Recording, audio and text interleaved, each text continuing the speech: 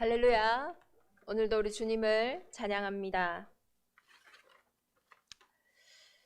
우리 2019년 3월 3일에 우리 대정 임마누엘 교회 첫 설립 예배를 드리고 벌써 이제 3년이라는 시간이 이렇게 흘렀습니다. 오늘 아침에 교회에서 이렇게 주일 예배를 준비하는데 꼭 그때 3년 전에 첫 예배를 준비하던 그런 마음이 생각이 났습니다. 개척을 캠프 때 그때 만났던 분들도 있지만 그때 아마 3년 전에 오늘 일부 예배 때 계신 분들 중에서는 아마 조명기 집사님은 그때 3년 전 첫 예배 때 뵀던 것 같고 그때 또 처음 뵀던 그런 분들이 또 이제 이렇게 시간이 지나서 함께 또 중직자로 현장에서 이렇게 함께 있는 것이 참 감사한 것 같아요. 오늘 하나님께서는 지금까지 우리를 눈동자와 같이 지키셨던 것처럼 앞으로도 지키실 것이 확실하기 때문에 오늘 강단의 말씀을 통해서 담대하라라고 말씀하십니다. 여호수아에게도 가나안 정복을 앞두고 내가 모세와 함께 했던 것 같이 내가 너와 함께 할 것이니 담대하라라고 말씀하셨어요. 오늘 바울에게도 가이사 앞에 지금 로마를 향해 가는 그를 향해서 하나님은 담대하라라고 말씀하십니다. 바울과 함께 하셨던 하나님이 이 시간에 저와 여러분과 함께하고 계시는데 우리에게 지금 필요한 것이 다른 것이 아니라 담대함입니다. 이번 한 주간 하나님이 주시는 담대함이 저와 여러분에게 회복되어지기를 예수 그리스도의 이름으로 축원합니다. 2019년도 3월 3일 첫 예배 때 우리의 서론에 가장 먼저 기록되었던 말씀을 저는 3년 동안 자주 이렇게 생각했던 것 같아요. 혹시 기억하시는 분이 있을지 모르겠는데 우리 교회 첫 메시지의 첫 서론의 말씀은 시작이 모든 것이다 였어요. 많은 사람들이 시작이 반이라고 합니다. 그래서 시작을 격려해요. 야, 시작이 반이니까 야, 네가 시작만 한 것만 해도 대단하다 이렇게 이야기를 합니다. 그런데 복음 안에서 봤을 때 사실은 그건 아주 틀린 말입니다. 시작은 반이 아니에요. 시작은 사실은 모든 것입니다. 만약에 제가 오늘 서울로 가야 하는데 부산으로 가는 비행기를 탔습니다. 그 시작은요, 반이 아니라 처음부터 잘못된 시작입니다. 제가 아무리 그 비행기를 타고 서울로 가야 되는 간절한 마음을 가지고 있다 할지라도 저는 부산에 도착하지 절대로 서울로 도착할 리는 없습니다. 복음 안에서 본다면 시작은 사실은 모든 것이에요. 왜 그러냐? 종교는 내가 시작하기 때문에, 사람들이 시작하기 때문에 그 사람의 수준에 따라, 그 사람의 기준에 따라, 그 사람의 능력의 여부에 따라서 어떤 사람은 한 30% 정도 잘할 수도 있고 어떤 사람은 능력이 좋으면 70점, 어떤 사람은 90점. 그 사람의 어떤 수준에 따라 능력에 따라 그렇게 차이가 날 수가 있습니다. 그러나 모든 사람은 아무리 시작을 해도 결코 벗어날 수 없는 한계가 있어요. 그것을 성경은 말하고 있습니다. 사람의 시작에는 한계가 있어요. 그게 뭡니까? 사람의 시작은 절대로 운명을 바꿀 수 없어요. 사람의 가장 되는 운명이 뭡니까? 운명이 어디서 나오는 겁니까? 우리의 태어나는 것부터 나오는 거거든요. 그러면 태어난다라는 것은 죽는다라는 것을 이야기하는 거예요. 그 말은 사람은 절대로 자신의 운명을 바꿀 수 없어요. 한 번 태어난 사람은 반드시 한 번 죽습니다. 운명을 바꾼다라는 거는 안 죽어야 돼요. 죽지 않는 사람은 자신의 운명을 바꿨다라고 얘기할 수 있습니다. 그래서 사람의 시작은 절대로 개인의 운명을 바꿀 수 없어요. 그래서 운명을 바꾸려고 아무리 이름을 바꾸고 운명을 바꾸려고 아무리 노력을 할지라도 잠깐 피할 뿐이지, 일시적으로 그 일이 해소될 뿐이지 결국은 더 큰 문제를 당하게 되고 더 큰 문제 앞에 종노릇하게 되는 거예요. 점점 더 매이게 되어 있어요. 아니, 대부분 운명 바꾸려고요 많은 노력들을 하거든요. 그런데요, 시간 지나 보면요 할 수 없는 게 더 많아져 있어요. 아니, 자유해지려고, 행복해지려고, 해방받으려고 해놓고는 나중에는요 아무것도 못한다니까요. 왜 그렇습니까? 운명을 사로잡고 있는 존재가 있기 때문이에요. 성경은 운명을 이렇게 기록하고 있습니다. 죄와 사망의 법이다. 이 죄와 사망의 법을 가지고 일평생 사람들에게 두려움을 주고 불안감을 주고 염려를 줘서 그것이 어디서 오냐? 죄의 결과가 죽음인 것처럼 지옥 권세를 가지고 끊임없이 우리의 인생에 종노릇하게 하는 존재가 있다고 했어요. 성경은 그것을 보고 사단, 마귀, 귀신이라고 합니다. 이 땅에 그 어떤 책에도 이야기하고 있지 않아요. 그러나 성경에서만 말하고 있어요. 이 사단, 마귀, 귀신은요, 성경에는 거짓말쟁이라고 하고 있고 도둑질을 하는 이 도둑놈이라고 하고 있고 그리고 살인자라고 말하고 있어요. 요한복음 10장 10절에 도둑이 오는 이유는 뭘까요? 도둑이 뭐 맛있는 거 해주려고 오겠습니까? 도둑질 하려고 오는 거 아니겠어요? 거짓말쟁이가 하는 일은 뭐겠어요? 거짓말하는 거겠죠. 살인자가 하는 게 뭐겠어요? 살인하는 거 아니겠습니까? 우리의 인생에 거짓말쟁이요, 살인자요, 도둑놈은 죄의 권세를 가지고, 죄가 뭡니까? 너희가 나를 믿지 않는 것이다. 결국은 이 영적인 사실만 모르도록 우리가 하나님의 형상인 것, 영적인 것이 우리를 살리는 유일한 것인 것만 모르도록 하여서 하나님을 떠난 그 상태를 가지고 끊임없이 우리의 인생을요, 도둑질하는 거예요. 내 시간과 나의 소중한 인생을요, 가치 없는 것에 매여서 일평생 종노릇하게 하는 겁니다. 그렇게 살다가 가는 거예요. 왜요? 구원 얻을 기회가 이 땅에 사는 날 동안밖에 없거든요. 영원한 축복을 얻을 수 있는 기회가 이 땅에 사는 저와 여러분의 오늘밖에 없잖아요. 사실은 내일 일을 자랑할 수 있는 사람은 아무도 없기 때문이에요. 만약에 어떤 사람은 너무 능력이 좋아서 수준이 좋아서 한 99점의 인생을 살아간다고 할 수도 있어요. 특별히 우리가 있는 이 영어교육 도시에는 능력이 좋은 분들이 참 많죠.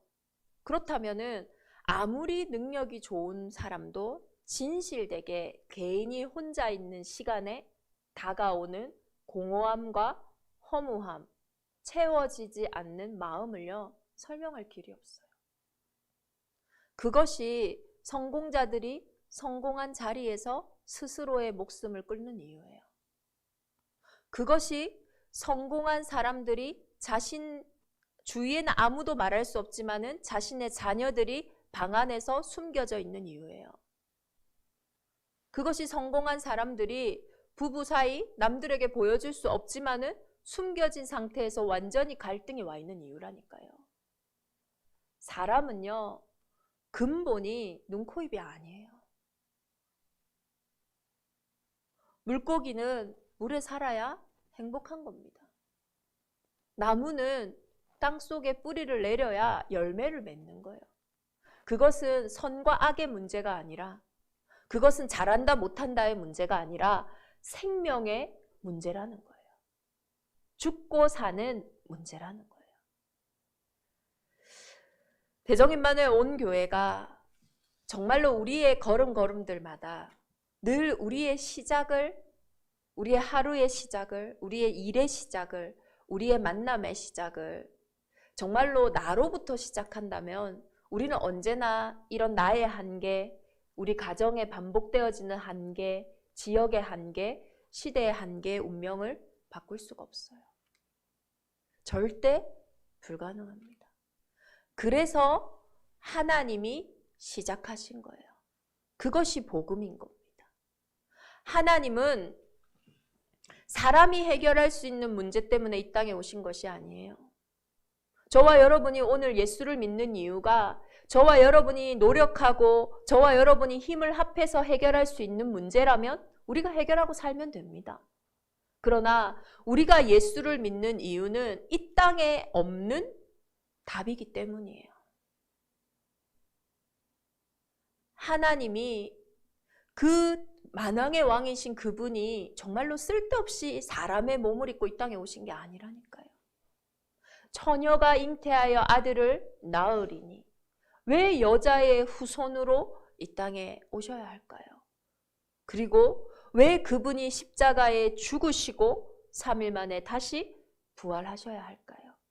예수가 그리스도 되시는 그 모든 여정이요, 세상에서는 해결할 수 없는 그 문제, 운명을 바꾸는 언약의 여정이기 때문입니다. 대성인만의 온 교회가 늘 이 복음의 시작이 있다면요, 늘 100점의 시작이 있는 거예요. 이 100점의 시작 앞에 흑암이 무너지는 거예요. 우리가 담대할 수 있는 이유는 이 그리스도께서 다 이루셨다라는 이 확신 속에서 시작하기 때문인 겁니다. 3년 동안 저와 여러분을 이끌어 오신 하나님, 그리고 앞으로 우리를 이끌어 가실 그 하나님의 인도하심 속에 늘 우리 온 교회의 시작이 이 그리스도 예수 안에 있기를 예수 그리스도 이름으로 축원합니다. 우리가 지금 바울의 이 전도 여정을 쭉 보고 있는데요, 지난주에 바울이 3년 동안 사역했던 이 에베소 교회, 그 교회를 떠나면서 지금까지 하나님이 주셨던 그 말씀에 이 교회를 부탁하며 그 말씀이 너희를 능히 세우실 것을 확신하며 이제 바울이 전도했던 1차, 2차, 3차 여행지를 그 교회를 다 떠나고 이제 예루살렘을 향해 갑니다. 왜냐? 후에 예루살렘을 거쳐 로마도 보아야 하니까요. 그런데 예루살렘에 가는 걸음을 많은 제자들이 만류합니다. 왜 그러냐? 거기 가면요, 죽을 게 뻔하거든요. 아니나 다를까 예루살렘에 갔더니 많은 유대인들이 이 바울을 벼르고 있는 거예요. 아니, 이 이단 중에 괴수인 예수를 죽이려고 하는 그 바울, 거기에 영향력이 있는 그 사람이 이제는 예수의 제자가 되어 노니 이 유대인들의 입지가 흔들리는 겁니다. 그들의 정치적 입지, 사회적 입지, 많은 부분들이 막 흔들리기 시작하는 거예요. 그러니 이 바울이라는 자는 없어져야 되는 거예요. 그래서 이 바울을 죽이려고 막 하는 거예요. 그런데 로마 시민권자다 보니까요, 천부장이 이를 보호하는 거예요. 천부장에게 얘기합니다. 바울이, 내가 이들에게 변호할 수 있는 기회를 주시오. 그것이 오늘 읽었던 이 사도행전 23장 앞장에 나오는 바울의 변호입니다. 히브리 말로 바울이 사도행전 9장에서부터 자신을 부르신 하나님의 은혜에 대해서, 내가 만난 그리스도에 대해서 증거하기 시작해요. 그 설교를 끝내기도 전에 바울을 죽이려고 모든 유대인들이 막 나서기 시작하는 거예요. 복음이 전달되어질 때 흑암이 무릎 꿇기도 하지만 사단은 발악을 합니다. 저와 여러분이 문제를 보는 눈이 물론 그 문제가 내가 복음을 누리지 못해서 오는 문제일 수도 있지만, 내가 복음을 정확하게 누리고 있다면 눈에 보이지 않는 어둠은요, 그게 너무 싫어서 발악할 수도 있어요. 오늘 바울이 복음을 못 누려서 바울을 죽이려고 한 게 아니라니까요. 빛이 임하니까요. 얼마나 발악하는지 몰라요. 얼마만큼 발악을 했냐면요, 바울을 죽이겠다고 40여 명의 유대인이 결사대를 조직합니다. 바울이 죽기 전에는 우리가 먹지도 않고 마시지도 않겠다. 여러분 혹시 이렇게 미움을 받아보신 적 있습니까? 당신을 죽이기 전에는 먹지도 않고 마시지도 않겠다. 한 명이어도 힘들 텐데 40명이나. 성경에는 40이라는 숫자가 사실은 완전한 숫자를 얘기하는데, 뭐 이것이 실제로 40명일 수도 있지만 그만큼 바울을 향한 핍박이 완전하고 강력했다라는 것이겠지요. 우리는 조금만 우리를 향한 미움을 받아도 얼마나 힘듭니까? 안 그래요? 조금 편안하다가 쟤 진짜 꼴 보기 싫다 이 말만 들어도 괜찮던 그 마음이, 은혜롭던 그 마음이 온데간데 없어지잖아요. 그만큼 약한 우리인데 40명이나 되는 사람들이 바울을 죽이기 전에는 먹지도 않고 마시지도 않겠다라고 결사를 하는 거예요. 그런데 하나님이 이 일이 있기 전에 그날 밤에 바울이 옥에 갇혔을 때 바울에게 말씀하셔요. 그날 밤에 주께서 바울 곁에 서서 이르시되 담대하라. 내가 예루살렘에서 나의 일을 증언한 것 같이 로마에서도 증언하여라 하리라. 그날 밤에 우리에게 가장 큰 응답은 뭐냐? 언제나 이 상태를 유지하는 거예요. 40명의 결사대가 조직된 것이 문제가 아닙니다. 하나님 앞에는. 그건 아무것도 문제가 아니에요. 바울이 그 40명의 결사대의 소리보다 하나님의 음성을 먼저 들었어요. 그날 밤에 주의 사자가 바울 곁에 서서 담대하라. 내가 예루살렘에서 증언한 것 같이 가이사 앞에 증언하여라 하리라. 저와 여러분이 가는 인생의 길에는 저와 여러분을 반대하는, 핍박하는, 또는 문제나 갈등이나 위기가 왜 없겠습니까? 있을 수 있어요. 그런데 그 이전에 먼저 하나님은 저희에게 말씀을 이렇게 주신다라는 거예요. 그것이 오늘 저와 여러분이 예배하는 이유예요. 그것이 저와 여러분의 매일 속에 예배가 있어야 하는 이유입니다. 담대하라. 바울이 그 응답을 먼저 가지고 현장에 섰던 거예요. 그때에 바울의 상태가 어땠을까요? 만약에 이 말이 처음 듣는 말이었다면은 뭐 그럴 수 있지 이랬을 텐데, 이 말은 사도행전 19장 21절에 바울이 했던 말이었어요. 내가 후에 로마도 보아야 하리라.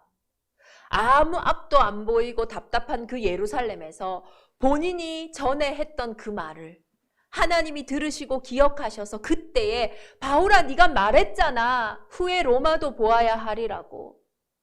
맞아. 담대하라. 그 말 그대로 네가 가이사 앞에 서야 하리라. 그때 바울에게 오는 감격, 감동, 힘이 어떠했을지를 저와 여러분이 감히 알 수 있을까요? 그 영적인 상태, 그때에 일어난 일이라는 거예요. 40명의 결사대가 일어났지만요. 그때의 바울과 하나님과의 그 소통 속에 일어난 일이 어떤 일이냐? 그 결사대가요, 사실은 바울을 대놓고 죽일 수는 없어요. 왜냐? 바울은 로마의 배경이 있거든요. 로마 시민권자였거든요. 천부장도 감히 마음대로 매질을 할 수 없는 신분이었단 말이에요. 그러니 음모를 꾸미는 거예요. 대제사장들에게. 당신들이 내일 이 일을 면밀히 조사하자고 천부장에게 구하라. 그래서 바울이 천부장과 이 의회, 이 공의회에 이제 다시 바울이 나오게 될 때에 여기 오기도 직전에 우리가 매복해 있다가 그를 죽이겠다. 음모를 꾸민 겁니다. 왜? 공식적인 절차로는 죽일 수 없으니까요. 그러면 그 음모론은요, 어떻게 지킬 수가 없는 거예요. 그런데 너무 놀라운 것은요, 그 음모를 누가 들었냐? 바울의 생질. 바울의 누이의 아들이 그 이야기를 듣게 된 거예요. 그것을 듣고 바울에게 달려갑니다. 아니, 어떻게 감옥에 있는 그를 또 만납니다. 그를 만나서 그 소식을 전해요. 바울이 이야기해요. 천부장을 만나거라. 천부장에게 이 소식을 전달해라. 천부장을 만나기 위해서요, 백부장을 만나야 돼요. 백부장을 만나고 천부장을 만납니다. 아니, 그 과정에서요, 백부장이 야, 네가 뭐라고 이 밤에 천부장을 만나냐. 내일 만나라. 이렇게만 돼도 바울은 죽는 거예요. 또 천부장이 야, 내가 바빠 죽겠는데 네 선에서 처리해라. 이렇게 해도 바울은 죽는 거예요. 그러나 정확하게 하나님이요, 백부장과 천부장의 모든 부분들을 다 보호하시고 인도하셔서요, 천부장이 그 소식을 딱 듣고요, 그 밤에 준비를 시키는데요. 어떻게 준비를 시키십니까? 보병 200명, 기병 70명, 창병 200명, 그리고 바울과 바울의 지민, 실을 말까지 준비시켜서 그때 당시에 최고의 강대국인 로마의 군사가 470명이나 호위를 해서 지금 바울을 호송하는 거예요. 40명이 바울을 죽이려고 그렇게 음모를 꾸몄는데, 하나님은 그날 밤에 주의 사자가 담대하라 말씀하신 그 하나님은 이미 바울을 보호하시고 인도하시기 위해서 모든 것을 준비하시고 바울을 이끄셨다라는 거예요. 이 은혜 속에 저와 여러분이 있는 줄 믿습니다. 담대하라. 아무것도 없이 담대하라. 이거는요, 허풍이죠. 말도 안 되는 거죠. 그러나 십자가에서 모든 것을 다 이루시고 하늘과 땅의 모든 권세를 가지고 계신 그분이 저와 여러분에게 담대하라 말씀하시는 거예요. 이 확신 가지고 새로운 시작을 하는 대정인만의 온 교회가 되기를 예수 그리스도의 이름으로 축원합니다. 그래서 이 3주년 우리 감사 예배를 맞이하여 우리 온 성도님들이 5가지 확신을 꼭 기억하시기를 바랍니다. 구원받은 하나님의 자녀는 하나님이 끝까지 책임지세요. 우리가 구원받았다라는 것은 우리의 인생이 이제는 하나님의 시간표 속에 들어갔다라는 거예요. 우리의 역사가 이제 하나님의 역사 속에 들어갔다라는 거예요. 이전에는 나의 잘못이었던 과거가, 나의 실수였던 그 과거도 이제는 하나님의 역사 속에서 발판이 될 수 있고, 이제는 나의 현실도 나의 미래도 그 예수 그리스도의 역사 속에 있다라는 거예요. 배경이 달라진 겁니다. 구원받은 하나님의 자녀는 확신해야 돼요. 내 인생에 하나님이 하실 일이 있습니다. 저와 여러분의 인생에 하나님이 하실 분명한 계획이 있어요. 그것을 보고 달란트라고 합니다. 하나님이 저와 여러분의 인생을 통해서 드러내실 영광이 있다라는 거예요. 크고 작은 것이 아니라 나만이 할 수 있는 그 은혜가 저와 여러분의 인생에 있다라는 것입니다.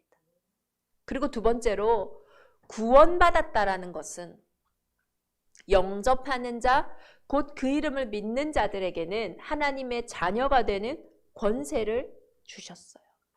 어떤 권세입니까? 구원받은 하나님의 자녀의 가장 큰 권세는 뭘까요? 기도할 수 있다라는 거예요. 자녀가 아버지에게 아빠 이거 해줘 라고 할 수 있는 것은 자녀이기 때문이에요. 저와 여러분이 십자가와 원수되었던 인생이 하나님을 아바 아버지라고 부를 수 있는 자녀가 되었어요. 기도할 수 있는 권세를 가지게 되었어요. 어떤 기도입니까? 요한복음 14장 14절에 내 이름으로 무엇이든지 구하라 그리하면 시행하리라 하셨어요. 기도는 뭐냐? 예수 그리스도 이름으로 기도하는 겁니다. 그 이름에는 도대체 어떤 비밀이 있습니까? 그 예수 그리스도의 이름에는 참 선지자, 길이 있어요. 하나님 만나는 길 대신 그분께는요, 온 세상을 만날 수 있는 길이 있다니까요. 참 제사장. 그 그리스도 안에는요, 못 고칠 질병이 하나도 없어요. 우리의 상한 감정도, 우리의 삐뚤어진 생각도, 모든 관계도, 모든 것을 치유하고 회복할 수 있는 그 힘이 그 안에 있어요.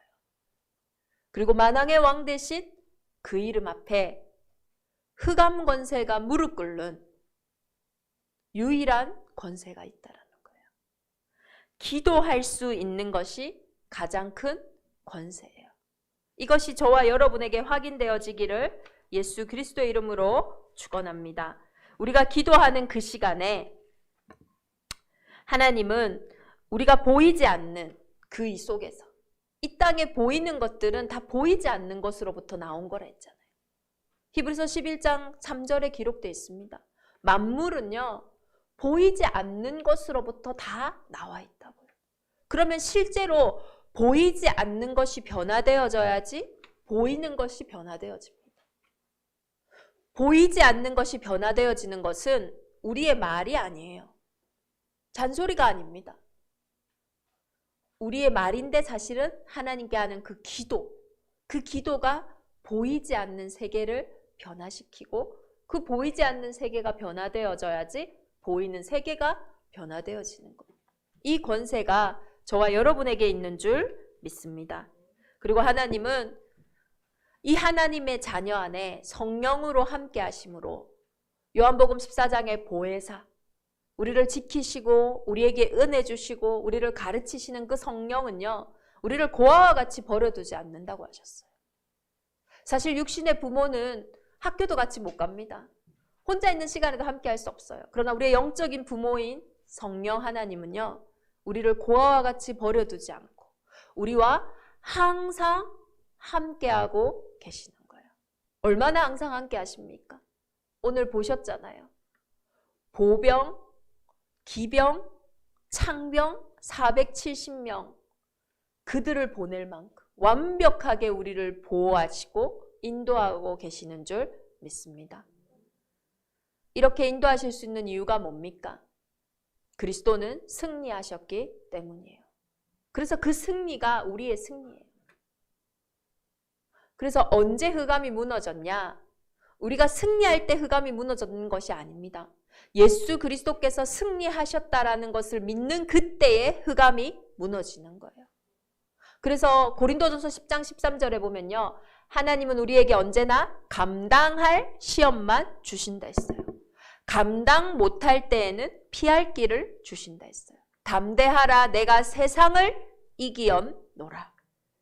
대적임반의 온 교회가 가는 모든 걸음걸음마다 힘든 일도 있고 어려운 일도 있겠죠. 그러나 우리가 감당할 수 있다. 그리고 이 부분을 예수 그리스도께서 승리하셨다라고 고백하는 그때에, 감사하는 그때에 피할 길도 생기고 감당할 수 있는 힘도 회복되어지는 겁니다. 그런데 우리가 대부분 그때에 감사하는커녕 그 문제 앞에 불평, 원망, 불신앙하니까요. 이미 전투력을 다 빼앗기고 상실해버리니까 싸울 수 없는 거죠. 그리고 마지막 확신입니다. 사죄의 확신. 그리스도 예수 안에는 결코 정죄함이 없나니 생명의 성령의 법이 죄와 사망의 법에서 너를 해방하였습니다. 이제 우리의 운명이 뒤바뀌었어요.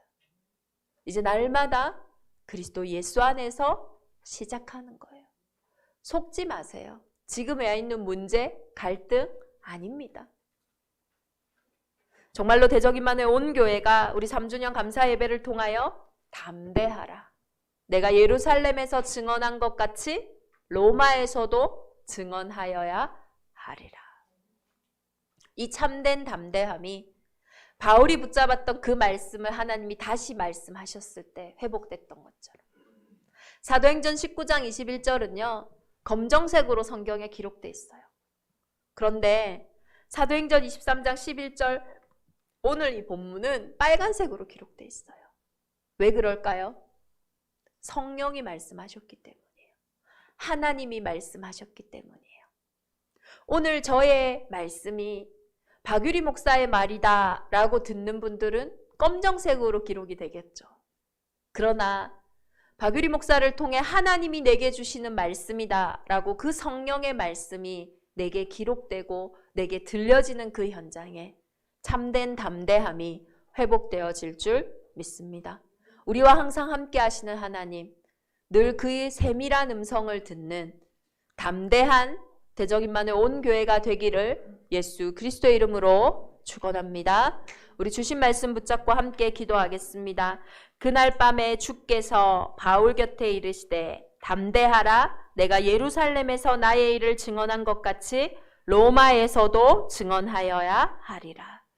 40명의 결사대가 둘러쌀지라도 상관없는, 왜냐 하나님은 완벽히 하나님의 자녀들을 보호하시고 인도하신 당시의 최고의 군사인 로마 군사의 470명을 오히려 호위하게 하셔서 바울을 안전하게 가이사랴로 인도하셨던 것처럼 저와 여러분의 인생에 앞서서 뒤서서 일하시는 그 하나님의 인도를 믿고 이제는 보이는 것에 속지 않고 영원한 것을 준비하는, 세월을 아끼는 대정임마누엘 온 교회가 되게 하옵소서. 우리 주신 말씀 붙잡고 함께 기도하겠습니다. 여호와께서 그를 황무지에서 짐승이 부르짖는 광야에서 만나시고 호위하시며 보호하시며 자기의 눈동자같이 지키셨도다. 아멘. 바울을 로마복음화, 세계복음화의 언약 때문에 40명의 결사대 앞에 눈동자같이 호위하시고 보호하신 하나님, 세계복음화, 후대복음화, 제주복음화의 언약 때문에 우리를 부르시고 우리를 인도하실 하나님을 찬양합니다. 많은 환경과 상황들이, 우리의 수준과 기준들이 우리의 생각과 우리의 마음을 사로잡는 이때에 하나님이 주시는 위로부터의 담대함이 회복되어지는 응답의 한 주간이 되게 하여 주옵소서. 오늘도 구원의 그 확신 속에, 우리의 기도에 응답하시는 그 확신 속에 고아와 같이 우리를 버려두지 않고 항상 함께 하시는 그 인도의 확신 속에 영원한 형벌에서 완전히 우리를 죄사함을 허락하신 그 사죄의 확신 속에 그리스도께서 부활 승리하신 것처럼 우리를 하나님의 나라의 그 일까지 승리하게 하실 그 승리의 확신 속에 대정임마누엘 온 교회가 날마다 새롭게 시작하게 하여 주옵소서. 원하셔서 우리를 부르신 하나님 감사합니다. 매주 매일 대정임마누엘 온 복음 공동체 하나님이 원하시는 만남의 축복이 있게 하여 주옵소서. 3주년을 맞이하여 하나님의 계획과 하나님의 소원을, 그 중심을 마음에 담는 온 교회가 되게 하여 주옵소서. 구별된 하나님의 자녀들, 구별된 예물을 드렸습니다.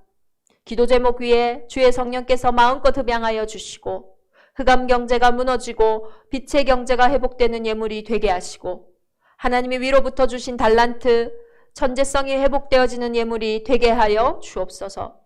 무너져가는 후대들이 살아나는 응답의 예물이 되게 하여 주옵소서. 영육 간의 연약한 현장을 이 시간 주의 성령께서 친히 돌보시며 또 코로나19로 또 많은 삶의 어려움 가운데 있는 현장 위에 하나님이 주시는 응답의 문이, 하나님이 하시는 크고 비밀한 일이 그 속에 발견되어지게 하여 주옵소서. 이제는 우리 주 예수 그리스도의 은혜와 하나님의 크신 사랑하심과 성령의 내주인도 역사 교통하심이 담대하라, 이 응답의 말씀 붙잡고 그리스도 예수의 날까지 나아갈 대정임마누엘 온 교회 위에, 흩어져 예배하는 우리 성도들 위에, 가정과 가문 위에, 후대들 위에, 또 하나님이 원하셔서 부르실 제자들과 태신자들 위에 이제로부터 영원토록 함께 계실지어다. 아멘.